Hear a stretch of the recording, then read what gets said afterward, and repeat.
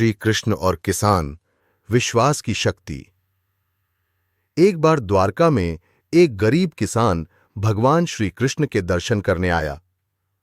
उसके कपड़े फटे हुए थे, पैरों में चप्पल भी नहीं थी, लेकिन आंखों में भक्ति और चेहरे पर सच्चाई झलक रही थी।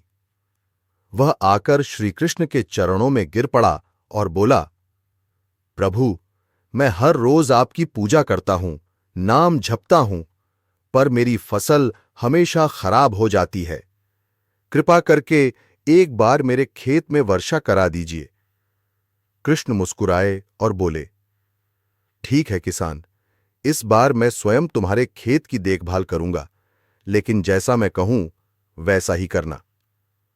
किसान खुश हो गया। कृष्ण जी ने कहा, आज सूरज तेज रहेगा, तुम पानी मत देना। किसान बोला, प्रभु, धूप में तो फसल जल जाएगी। कृष्ण ने कहा, तुम बस भरोसा रखो। अगले दिन कृष्ण बोले, अब 3 दिन तक बारिश होगी, कुछ मत करना। किसान ने फिर मन में संदेह किया, पर फिर भी कहा, ठीक है प्रभु, जैसा आप चाहें। कुछ दिन बीते, फसल हरियाली से भर गई। किसान का मन खुशी से झूम उठा। कृष्ण जी बोले, अब चलो, थोड़ी आंधी चलने दो। किसान डर गया, नहीं प्रभु, फसल उड़ जाएगी। कृष्ण मुस्कुराए, अगर मैं आंधी भेज रहा हूं तो उसके पीछे भी कोई कारण है।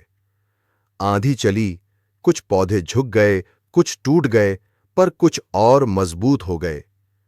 जब फसल तैयार हुई तो किसान ने देखा, जो पौधे आंधी में झुके थे वही सबसे फलदायी बने।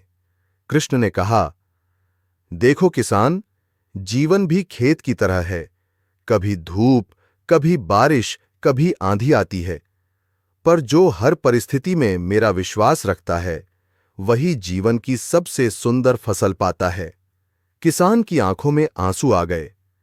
उसने कहा, प्रभु, अब समझ गया, आपकी लीला में हर घटना मेरे भले के लिए ही होती है। संदेश, विश्वास रखो, जो कुछ भी हो रहा है वो भगवान की योजना का हिस्सा है। कभी हार मत मानो, क्योंकि श्री कृष्ण हमेशा तुम्हारे साथ हैं।